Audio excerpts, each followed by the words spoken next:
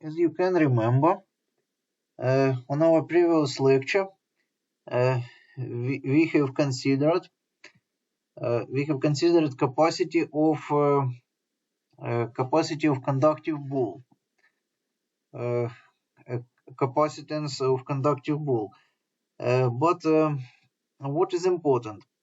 The first is that capacitance of this ball depends on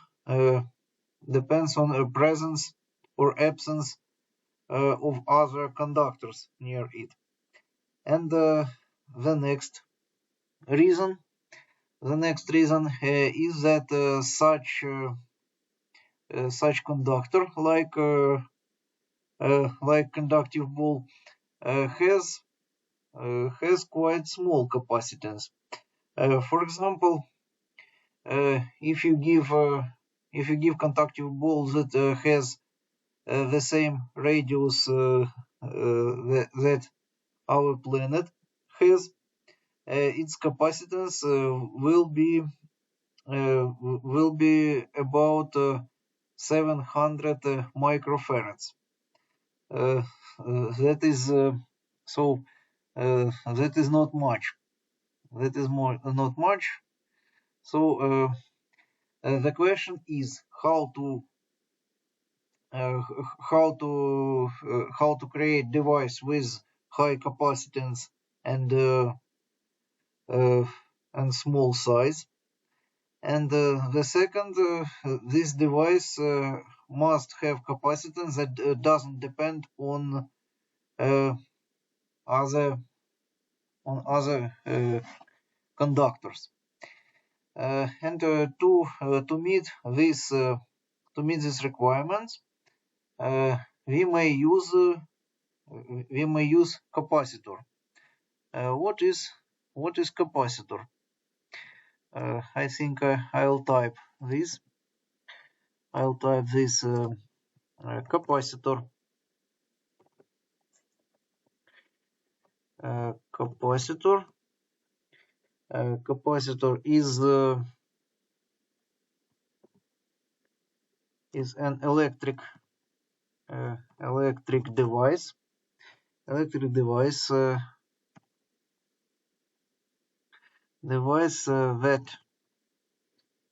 stores electrical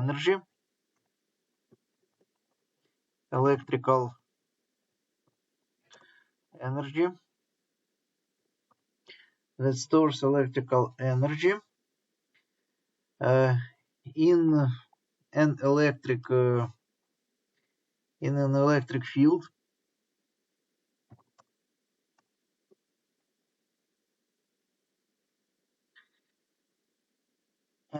In an electric field by accumulating electric charges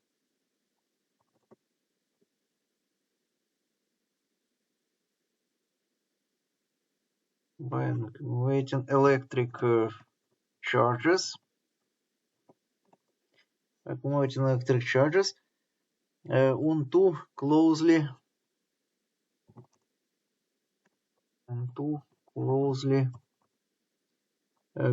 spaced surfaces,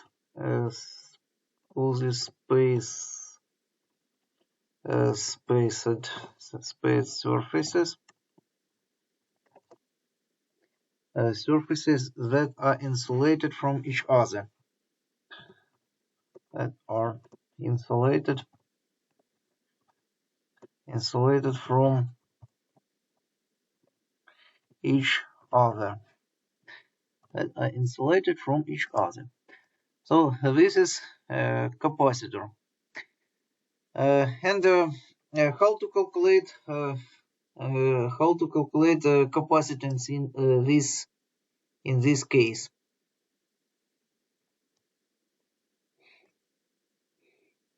I will this definition frame in red. I'll frame this in red, and the capacitance of capacitor may be calculated may be calculated by the formula. So capacitance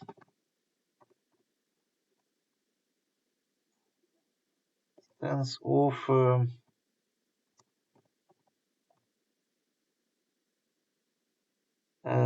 it may be calculated by formula that is similar to capacitance of insulated conductor. As you can remember, for conductor we have formula that capacitance is equal to charge divided by electrostatic potential. And for capacitor we have very similar formula. Electric charge divided by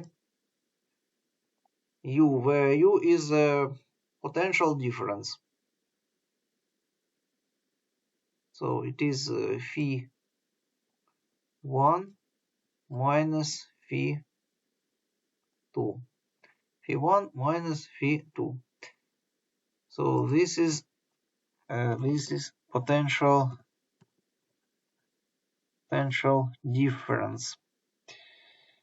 Potential difference. This is potential difference. And I also frame this in red. And the next question is how to use this formula. But before using this, it is necessary to say that capacitance doesn't depend on Q and doesn't depend on potential difference. Why? Because capacitance is just a coefficient of proportionality. So it means that if we, for example, if we increase charge 5 times, potential difference will also increase 5 times. But their relation will not change. In this case. So capacitance doesn't depend on charge and potential difference. Okay, and how to use this? Now we will consider three the most important cases. They are three types of capacitors. They are parallel plate capacitor, cylindrical capacitor, and spherical capacitor. And the simplest of them is parallel plate capacitor. What is this? It consists of two parallel conductive plates.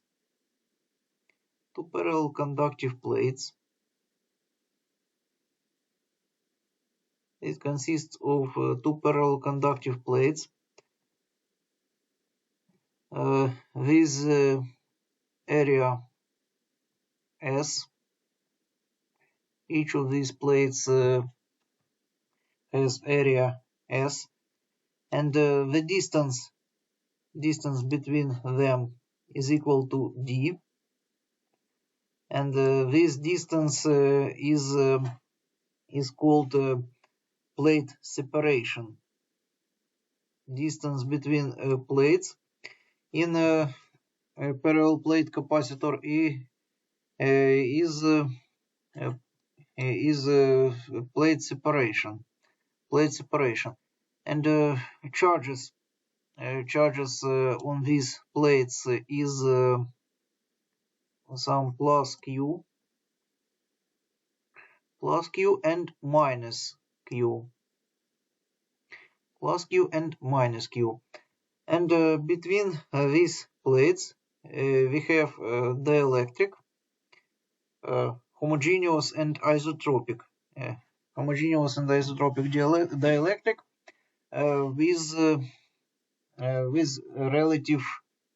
with relative permittivity epsilon. And how to calculate capacitance in this case? How to calculate capacitance? We have to calculate potential difference in case of some charge Q on plates of capacitor. So if we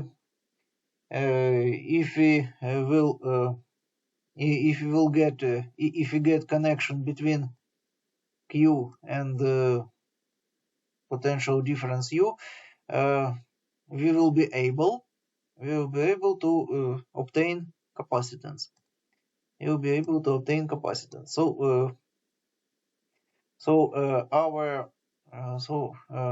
problem is to define potential difference, and to do this, we have to search electrostatic field between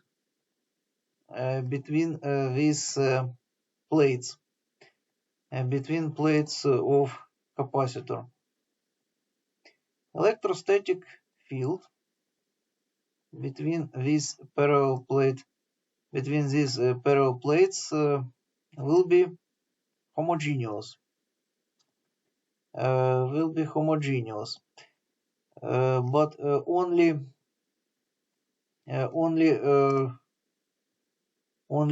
here and here we may have some side effects, but we will not take them into account. So we have homogeneous electrostatic field between plates of parallel plate capacitor, and we can use electric displacement vector or electric induction vector D, and we also can use to define this field. We can also use electrostatic field intensity vector. And if dielectric between plates is isotropic or it is vacuum, in this case the directions of D and E, directions of these vectors will be the same. And how can we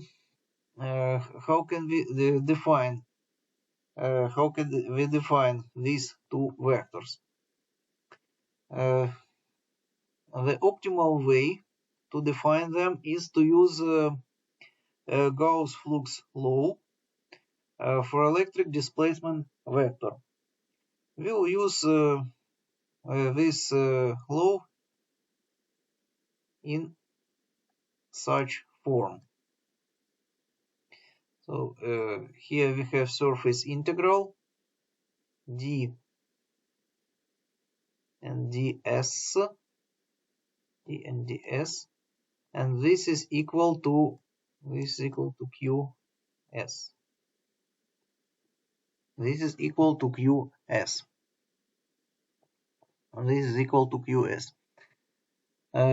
And how to use this? The first step is to choose optimal closed surface S. There are only three types. Of problems that can be solved with Gauss flux law. They are three types of symmetry. I mean center of symmetry, axis of symmetry or plane of symmetry.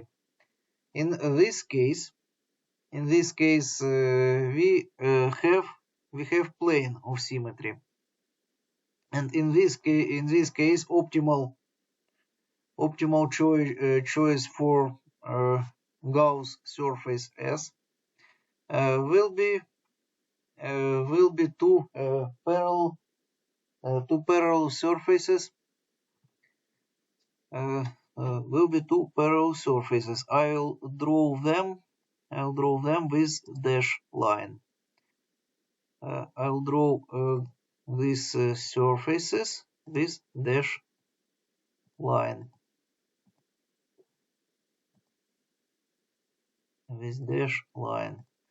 So, for example, this and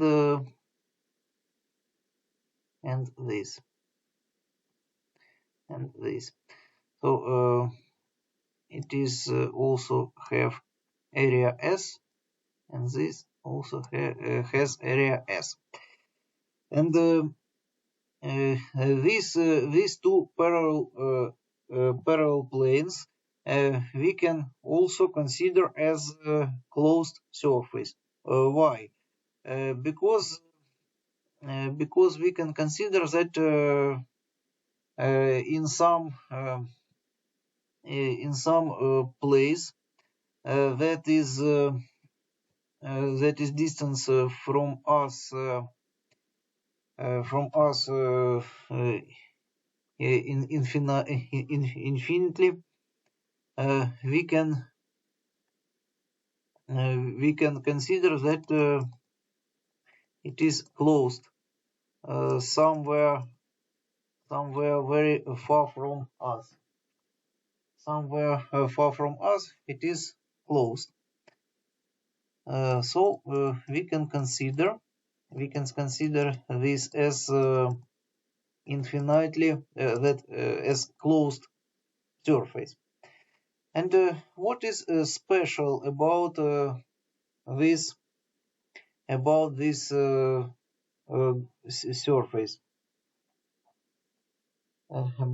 surface? The special is that it will be in each point. It will be perpendicular to the vector of electric field intensity and electric displacement vector. It will be perpendicular, and of course it will be perpendicular to its vector of ds. I'll remind that vector ds is always perpendicular to surface, and its absolute value is equal to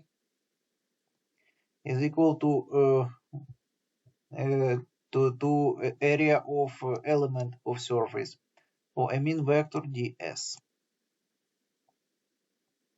This is vector ds.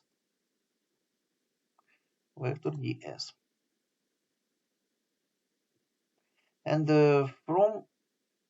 from this picture, we can make a conclusion that vectors d and ds have the same directions. Vectors d and ds have the same directions. They have the same directions, and so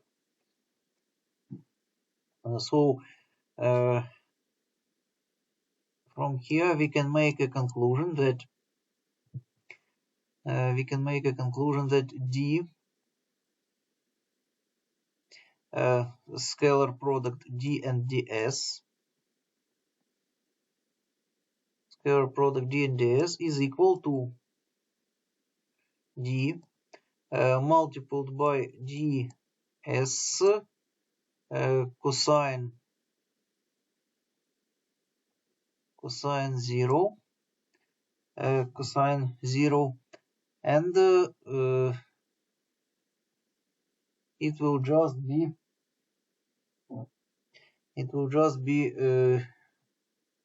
d and ds, and this will simplify our surface integral. This will simplify our surface integral because instead of vectors we will have just numbers, just scalars. So it will simplify our integral. And from here we can proceed. What will be the next step? The electrostatic field between plates of parallel plate capacitor is homogeneous, and this means that absolute value of vector d doesn't depend on the element ds, and this means that absolute value of electric displacement vector may be written outside of the integral. So it may be rewritten in this way, ds. And what does this integral mean? It means just sum of all elements ds. All elements ds that are part of this plane. The part of this plane that is crossed by blue arrows, which mean electric displacement vector. So it will be just area of this plane S. So we have just d multiplied by S. We just have d multiplied by S.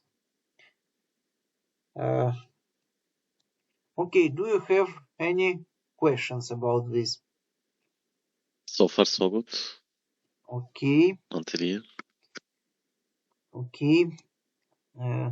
That's great. And what about charge QS? This charge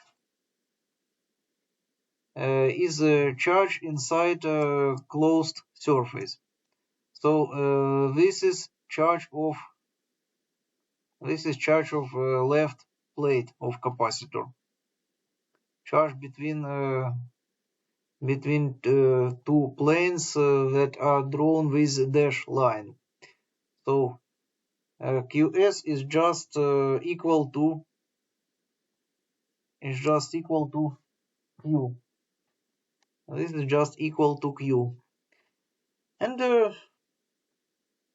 we can now substitute this into Gauss flux law, and from here we will get that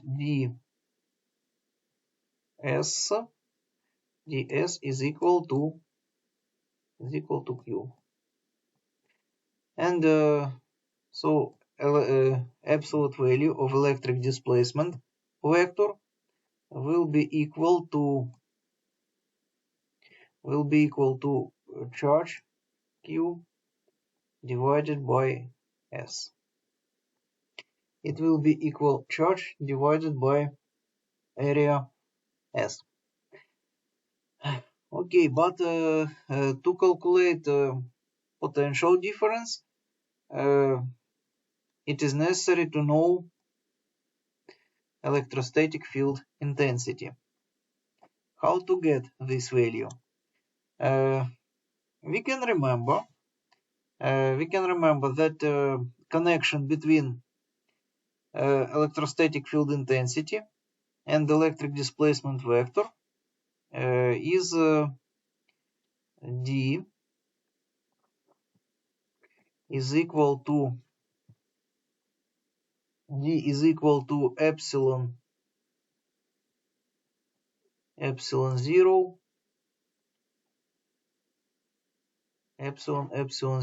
E. It will just be epsilon 0 E. And if we have a vacuum between plates of capacitor, or if we have isotropic dielectric, epsilon will be just scalar. It will be just scalar number, and this means that this relation may be written without vectors. It may be written in the same way, just for absolute values of vectors D and E. And from here we will get that absolute value of electrostatic field intensity will be equal absolute value of electric displacement vector divided by epsilon 0. And from here we can make a conclusion that it is equal to charge Q divided by epsilon 0 S. Charge Q divided by epsilon 0 S. Epsilon 0 S. Okay, so we have electrostatic field intensity, absolute value of electrostatic field intensity. And how to get potential difference? To get this, we have formula. That potential difference is equal to linear integral E and dr, and the integral limits will be from left plate to the right plate. So we have to integrate from 0 to some d, where d is plate separation.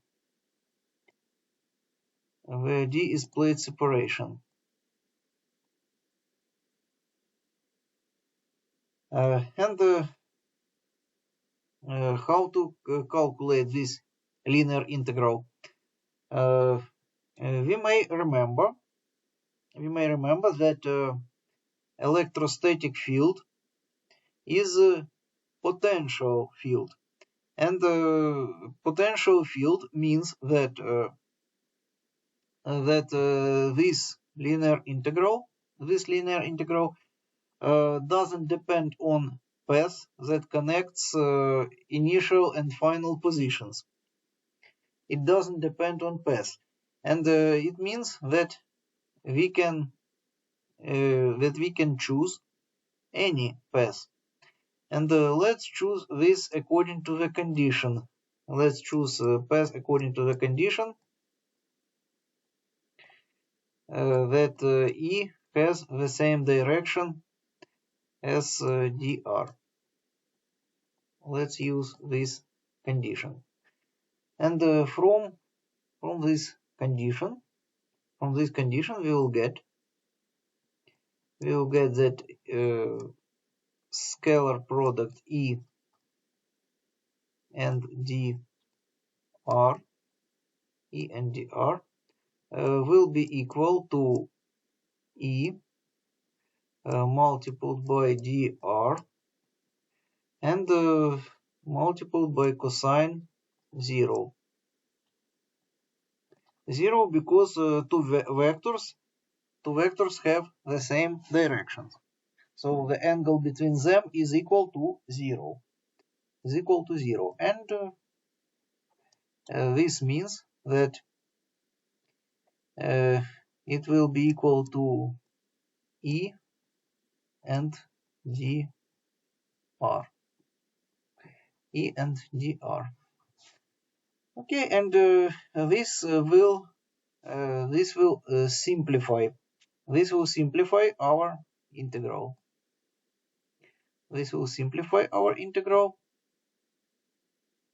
So from here we have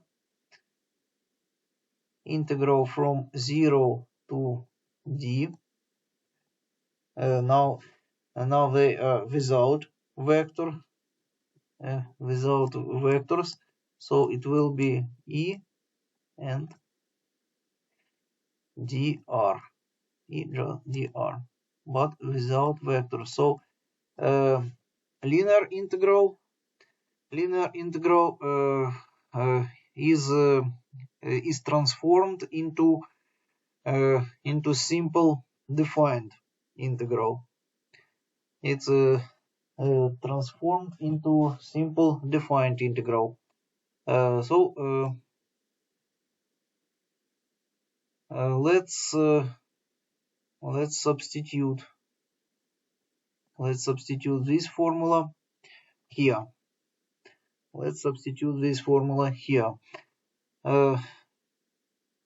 We will get that integral from 0 to d and the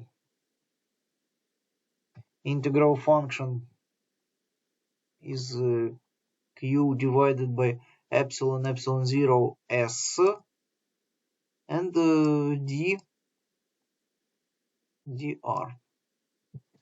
Here we have dr. Charge q, and so epsilon 0 s doesn't depend on element dr.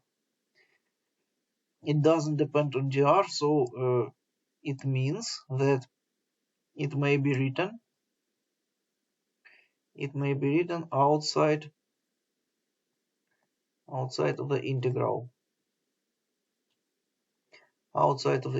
So here we have integral from 0 to d and dr.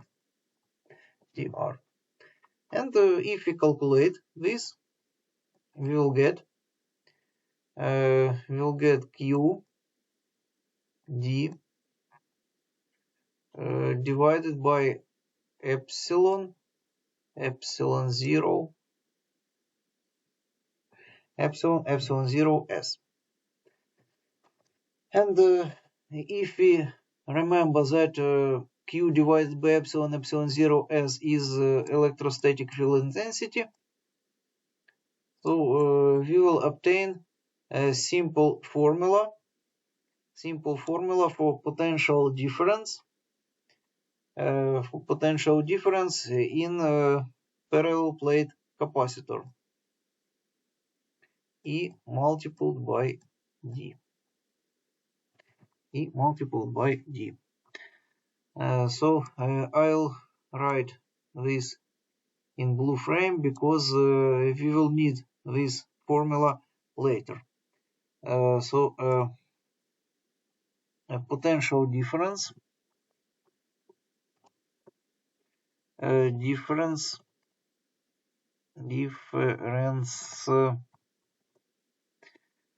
between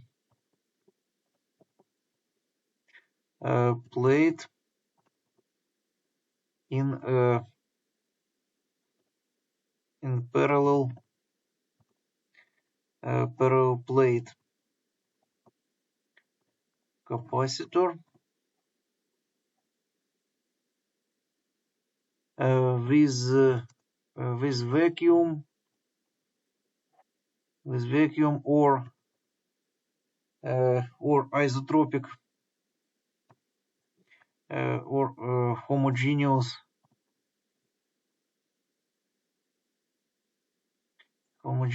isotropic dielectric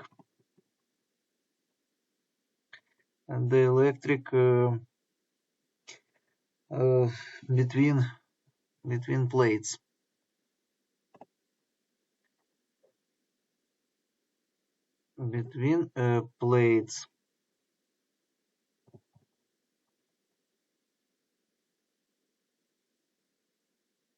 Now we have simple formula that according to this potential difference is equal to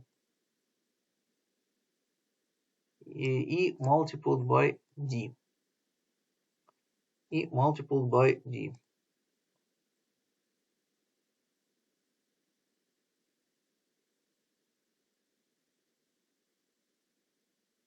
Multiplied by D. Okay, do you have any questions? Everything's fine. So far, so good. Okay. Okay, so we have potential difference, and according to this, U is equal to this. QD divided by epsilon 0 S. Divided by epsilon 0 S. And from here, we can get capacitance. Capacitance is equal to Q divided by potential difference, and this will be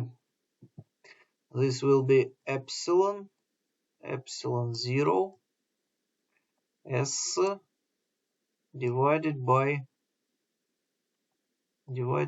plate separation.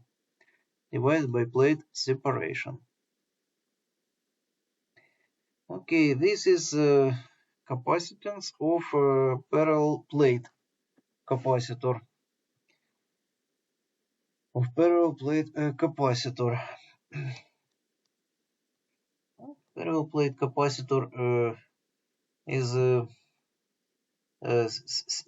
simplest case.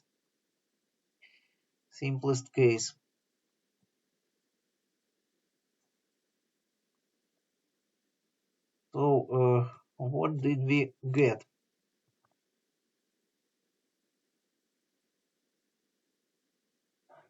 We have got capacitance of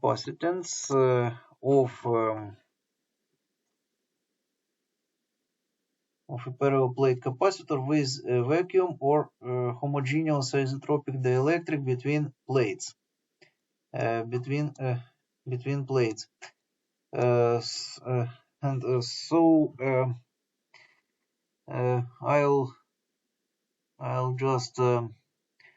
I'll just use this picture.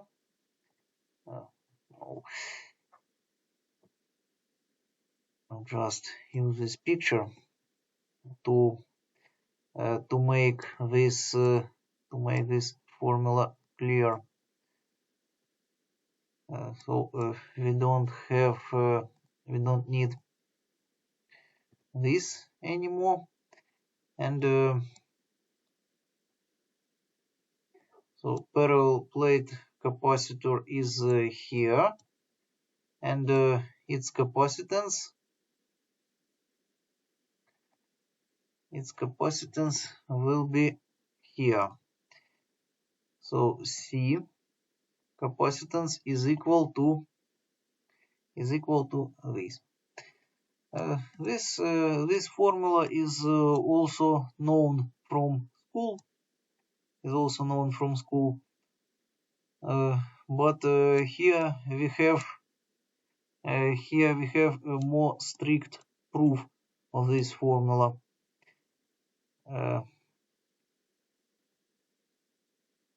And of course I'll frame this. I'll frame this with red. I'll frame this with red. Okay, this is no. This is capacitance of parallel plate capacitor. Okay, what will be the next? The next type of capacitor is cylindrical. Is a cylindrical capacitor. But I'll just remove some unnecessary things. I'll just remove some unnecessary things from the screen.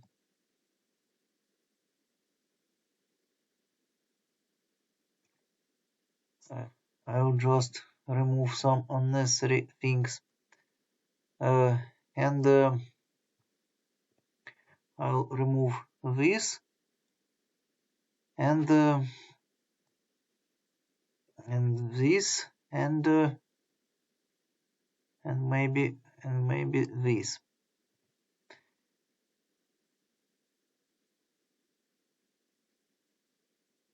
Okay, and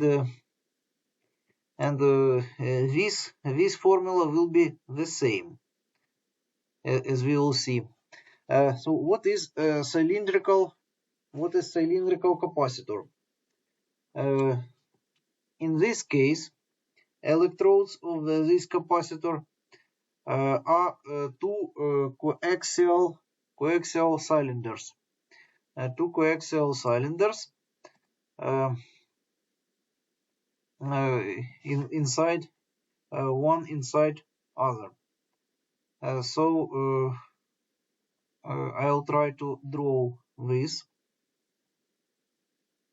I'll try to draw this. So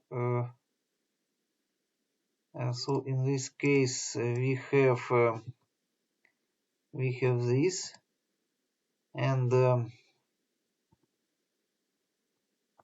this,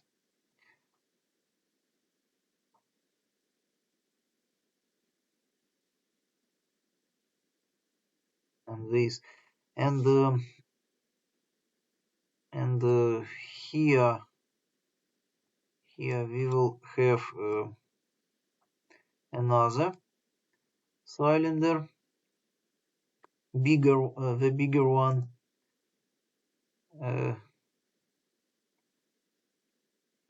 the bigger cylinder,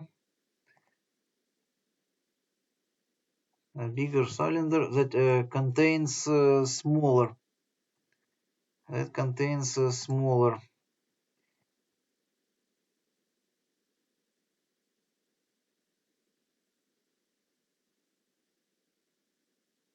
Contains smaller cylinder.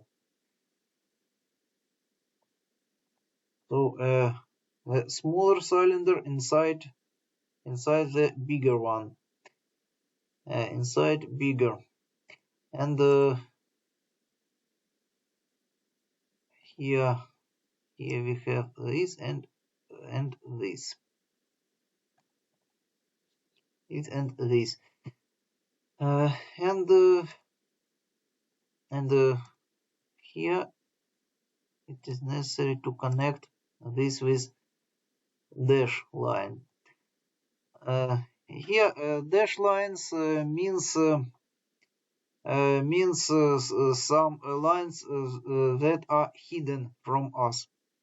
Some lines that are hidden from us. They are drawn with dash lines. So here we also have dash line.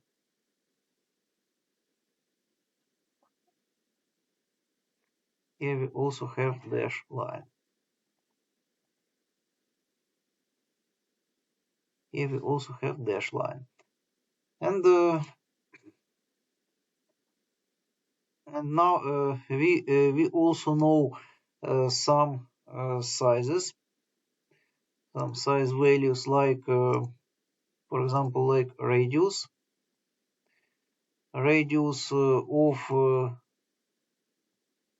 of a small cylinder will be R1. It is R1, and the radius of big cylinder is some R.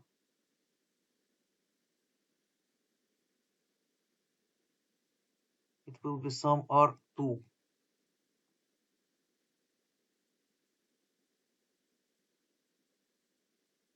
It will be R2.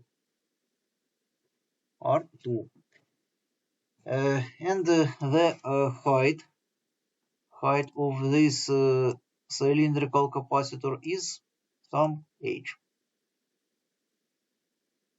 The height is h. The height is equal to h. And the question is how to calculate capacitance. How to calculate capacitance.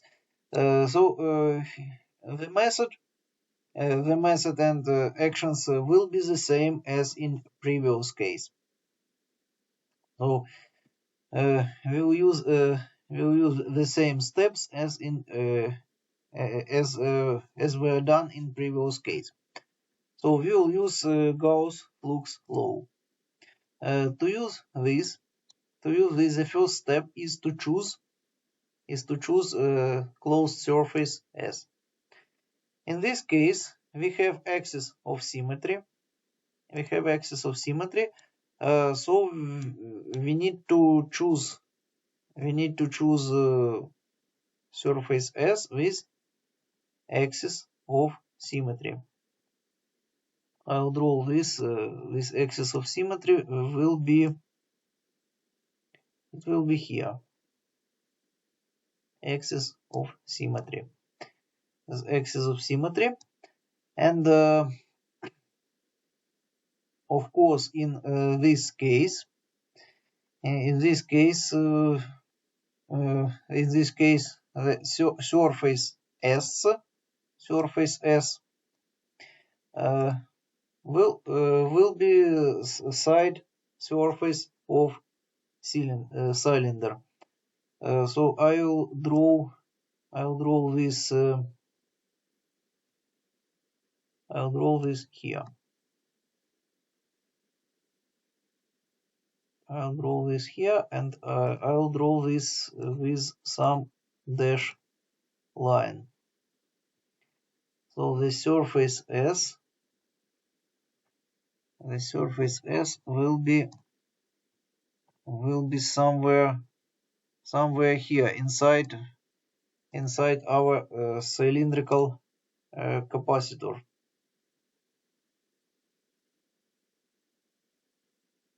Inside our cylindrical capacitor.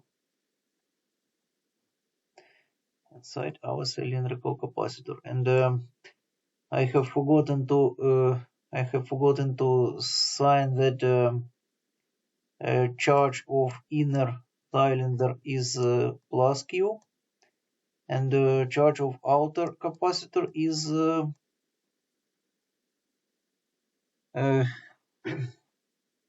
minus Q. And this is surface S. It is a completely dash cylinder. This is Gauss surface S, and it has radius. Small letter r. Radius small letter r.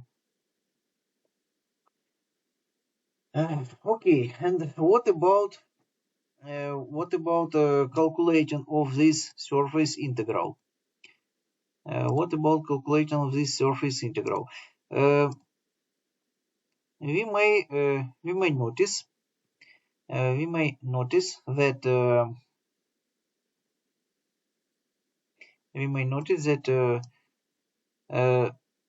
electrostatic field intensity vector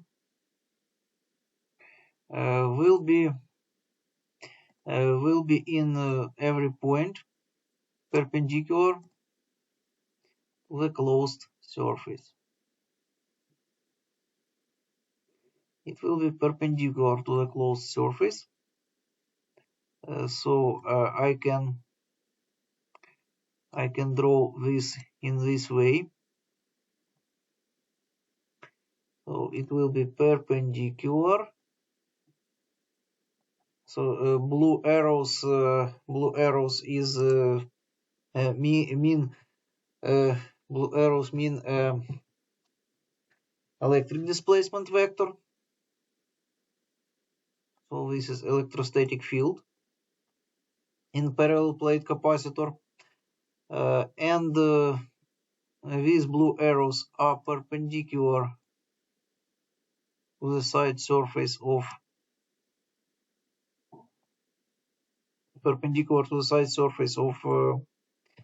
Gauss surface S, and this means that this has the same direction as vector ds.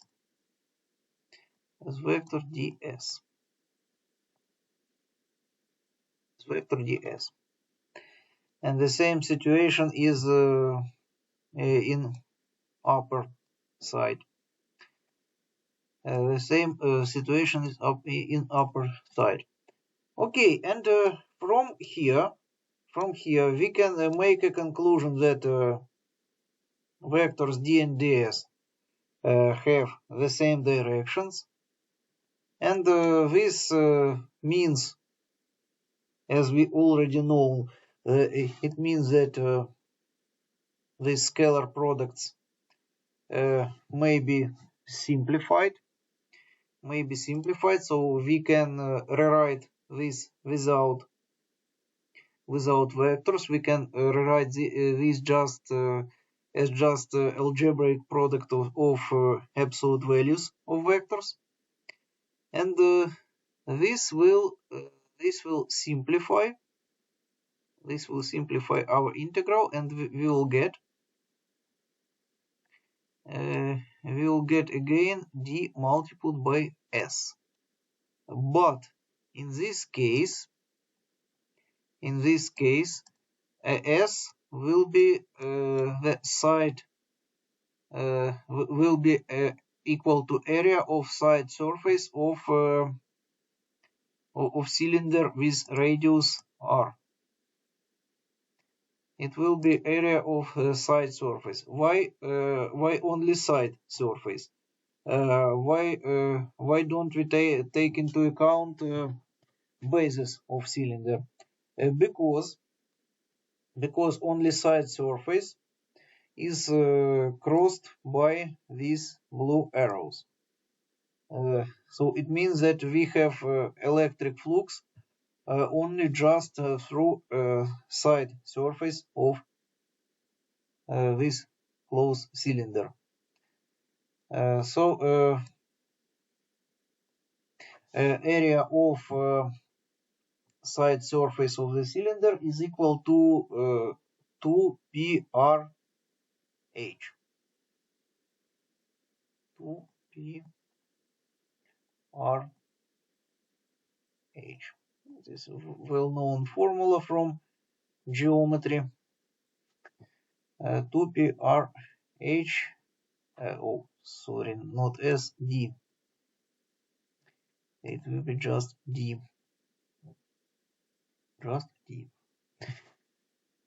It will just be d.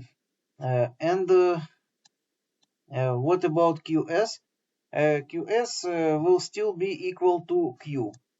Why? Because it is a charge inside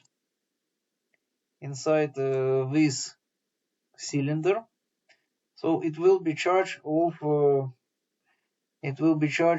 plus Q. It will be charge plus Q according to our picture. So we can substitute this here. And from here we will get that 2PRHD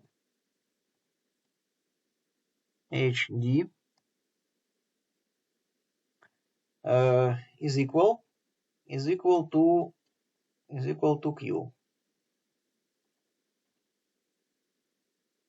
This is equal to Q. And from here we will get that D, absolute value of electric displacement vector, is equal to Q divided by 2P R H. 2PRH. 2PRH. Okay, do you have any questions about this? It seems okay, teacher. Okay. And here we have the same situation as it was in the previous case. Because the electric is isotropic. We can rewrite this vector relation as just scalar relation, and from here we have this formula. And after substitution, we will get absolute value of electrostatic field intensity.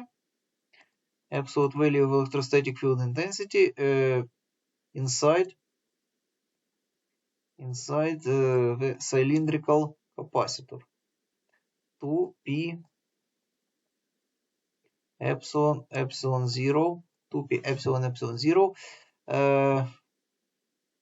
H, 2P epsilon 0, H, R.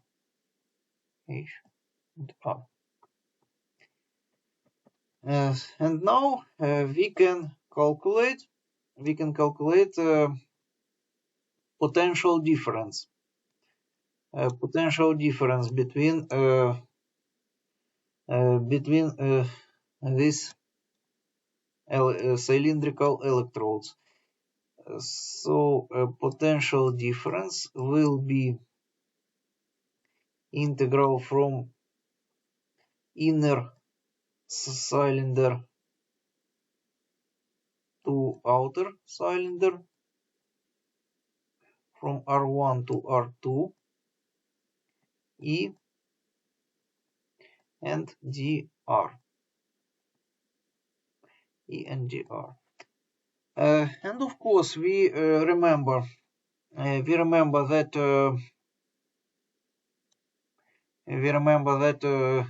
this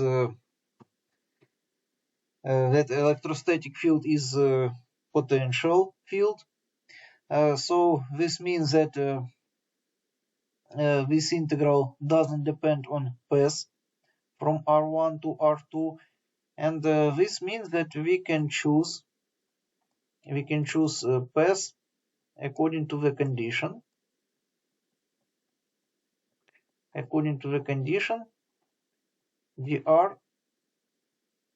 dr has the same direction as vector E, and from here we will get that E dr is equal to E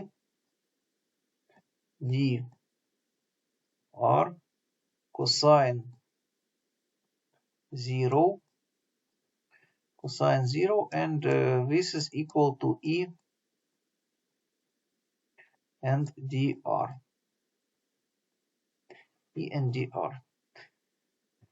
And this makes our integral much simpler than it was before, because now we have just defined integral instead of linear integral. So it is much simpler. From R1 to R2, E dr. E and dr. And now we can write this as integral from R1 to R2 and substitute this here, and substitute this Q divided by this and multiplied by dr.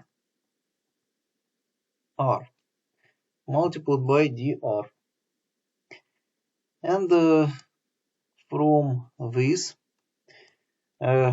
what can we notice? We can notice that we have many values. We have many values that doesn't depend on R. So they may be written outside the integral. Values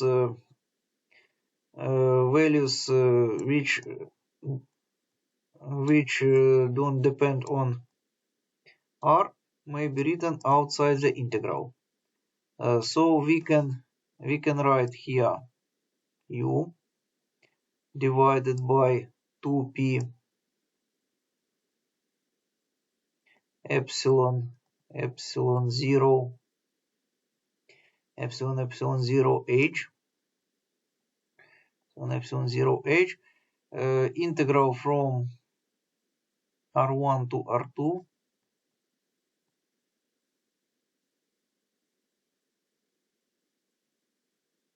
and dr divided by R. And how to calculate this integral? We can remember from our calculus course. It will be just natural logarithm. So we have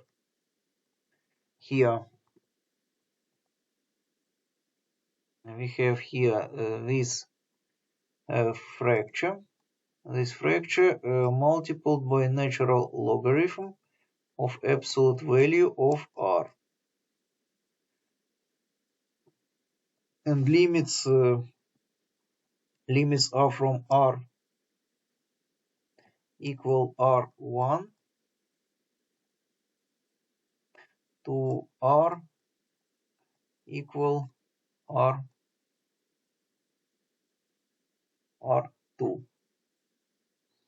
From R equal R1 to R equal R2. And now we can substitute these limits. And what we will have? We will have logarithm of absolute value of R2 minus logarithm of absolute value of R1.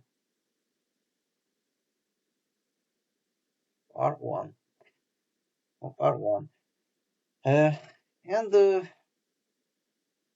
we can notice that radius is always positive value.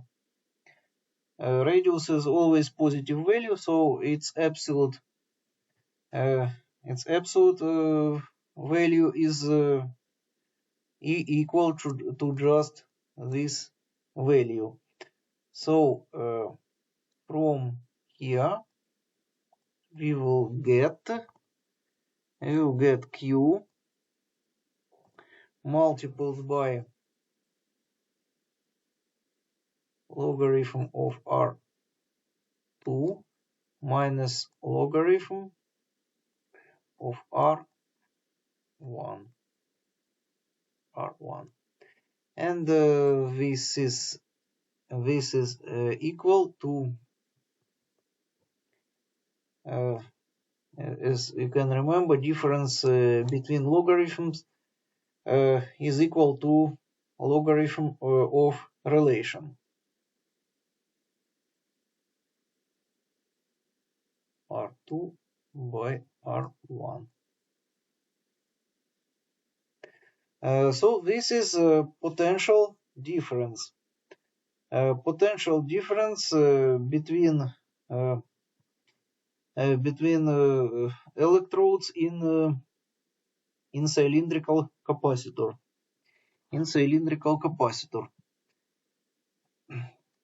Okay, do you have any questions? It seems okay. Okay, good. So potential difference is equal to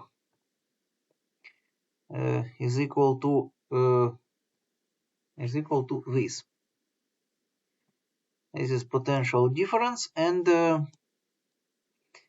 we can now find capacitance of cylindrical capacitor.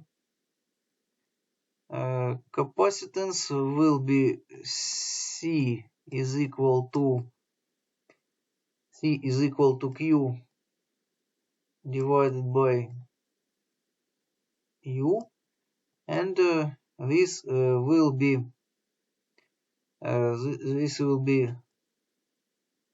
2p epsilon 0 h,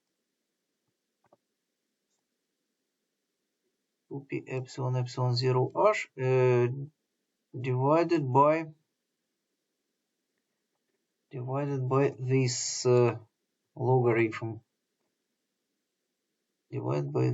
logarithm.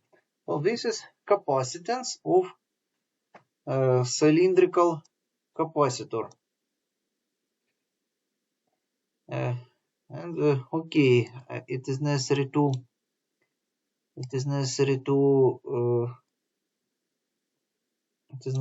write this in red frame. So now I will remove this. I will remove this Gauss surface, because we don't need this anymore. I will remove this, and now we just have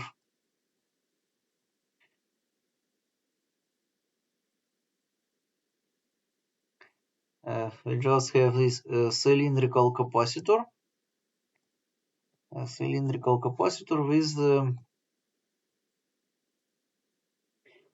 With blue arrows. Blue arrows mean electrostatic field. And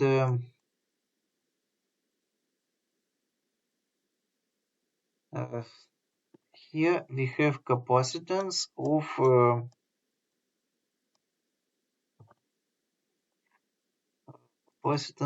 a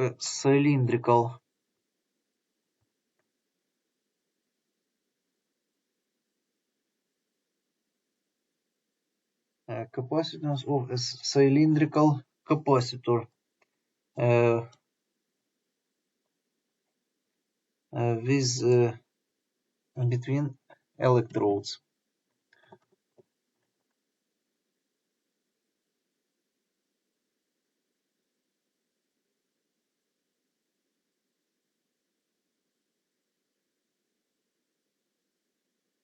So is it possible to see this? I think it's possible. I think it's possible to see everything. And here we have capacitance of this. That C is equal to this value. C is equal to this value. For cylindrical capacitor, we have the most complicated picture.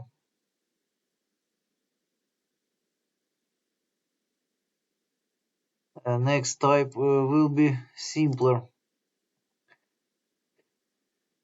Okay, if there is no questions, we will continue. In this case, I'll just move this here.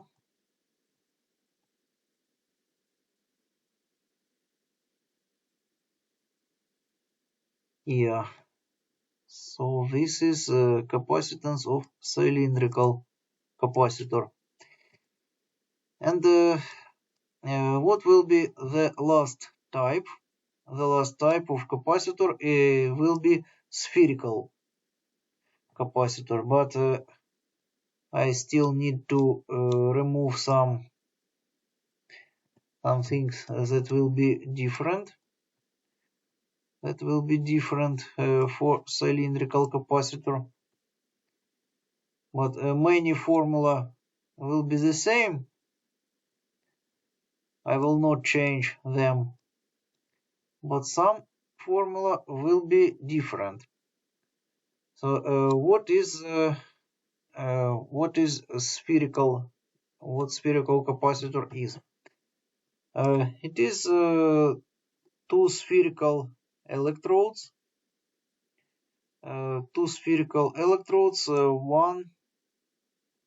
One inside the other.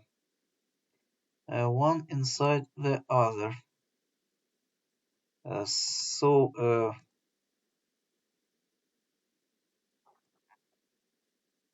one spherical electrode inside the other spherical electrode.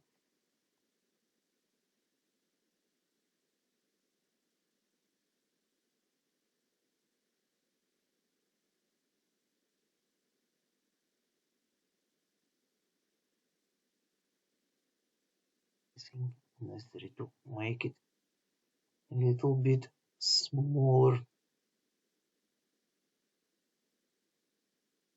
I hope this will be enough. So here we have charge plus Q, and here we have minus Q. The radius of inner sphere is R1, and this radius will be R2. And in this case, electrostatic field will be this. It will be possible to draw with these blue arrows. So this is electrostatic field.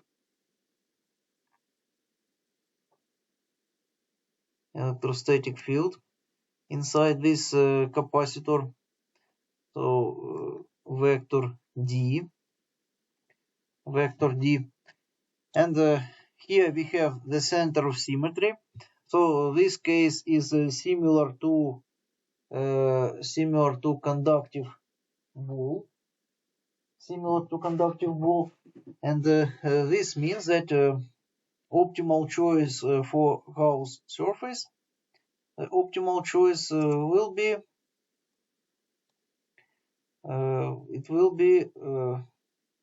just sphere. It will be sphere.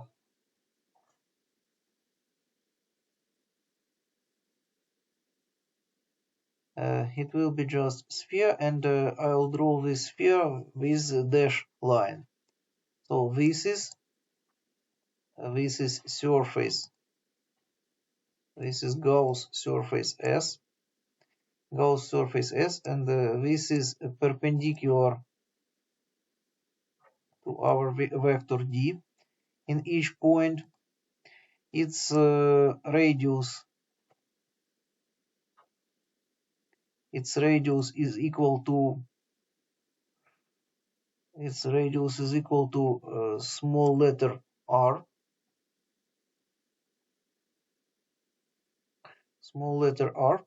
and the element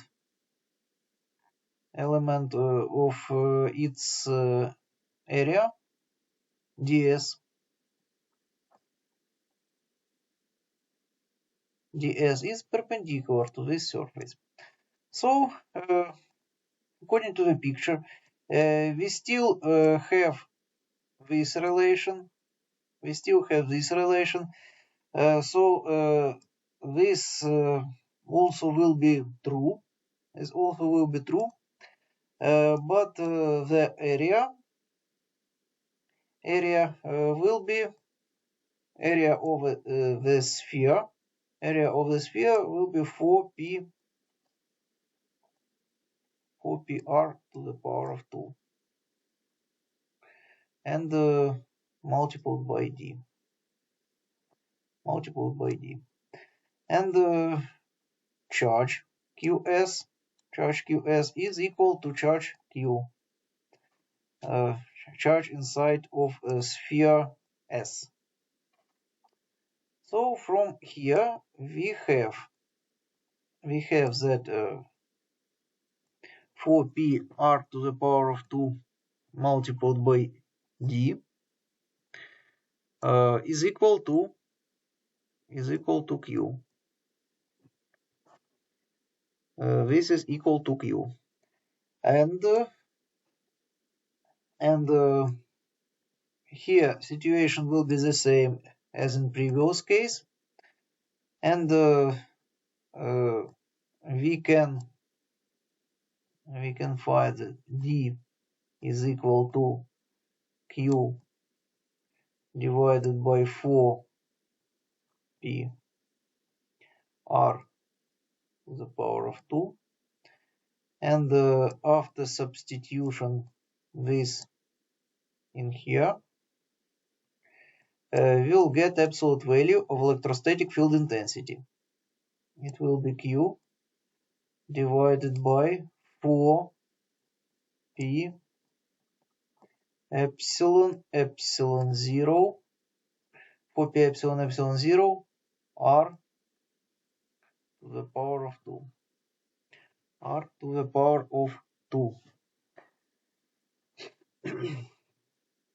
4p epsilon 0 r to the power of 2. And now we can calculate potential difference. Potential difference will be equal to integral from r1 to r2 e and dr, and in the same way as it was in previous cases, this integral may be simplified to defined integral.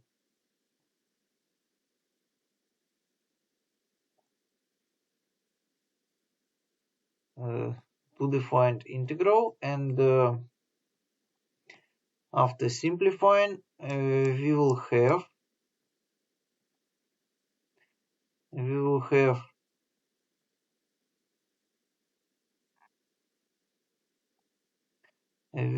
just this. We will have just this, and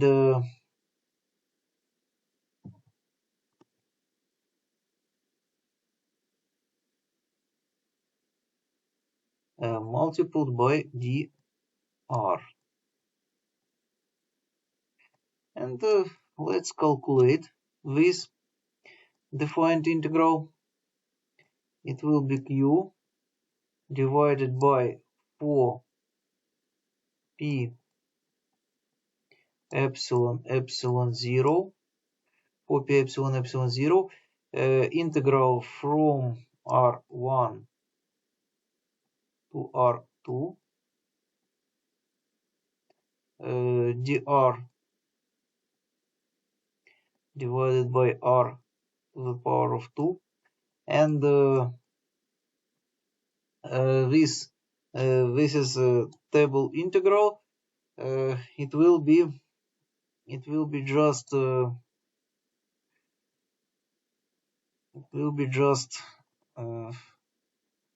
minus 1 divided by r.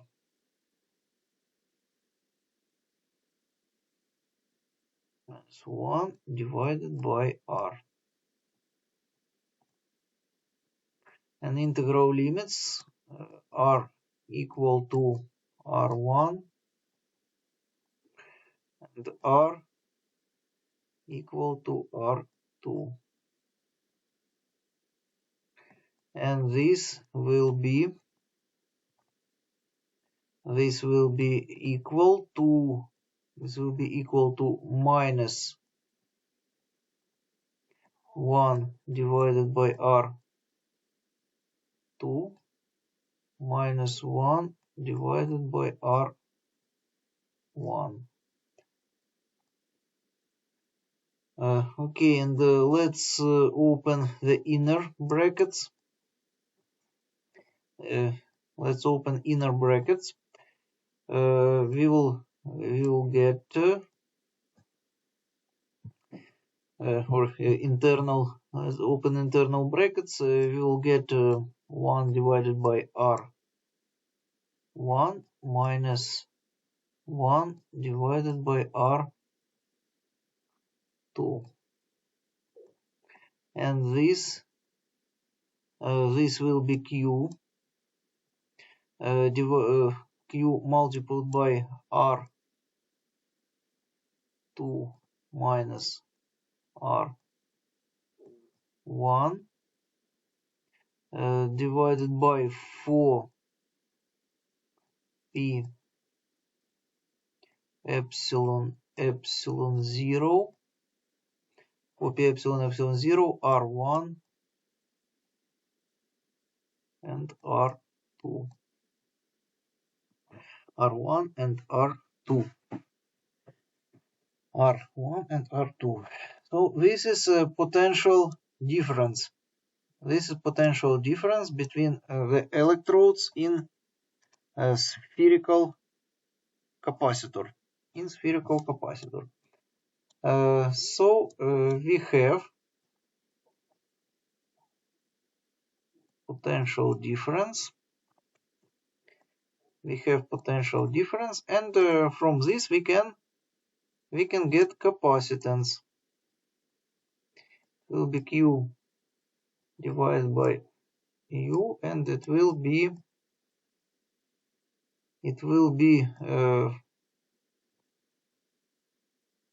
4p epsilon 0 r1 r2 divided by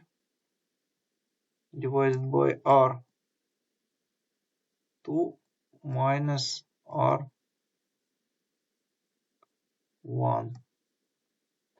r2 minus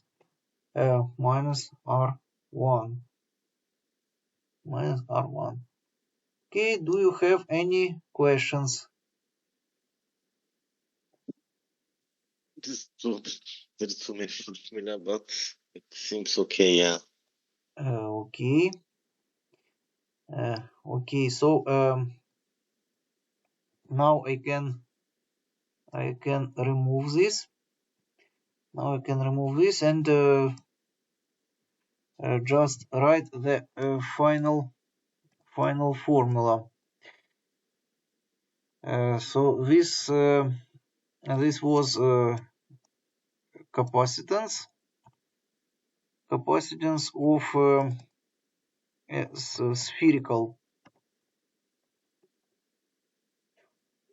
spherical capacitor with vacuum or homogeneous isotropic dielectric between electrodes.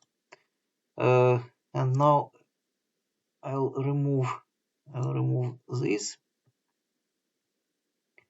I'll remove this because we don't need Gauss surface anymore. We don't need Gauss surface, and from this picture, it is clear that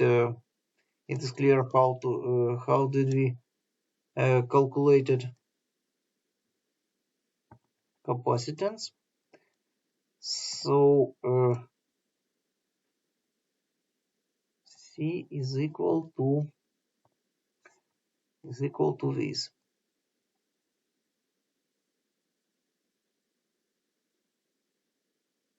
E is equal to this.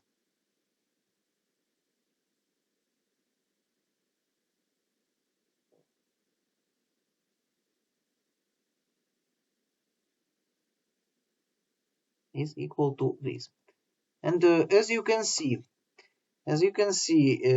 in all three cases that were considered, in all three cases, capacitance doesn't depend on charge and doesn't depend on potential difference. It is the same for spherical capacitor, for parallel plate capacitor, and for cylindrical capacitor. Capacitance doesn't depend on charge and doesn't depend on potential difference. Okay, if you don't have any question, thank you for your attention, and I hope to meet you tomorrow. Thank you, teacher. Have a nice day. Okay, have a nice day too. Goodbye. Bye.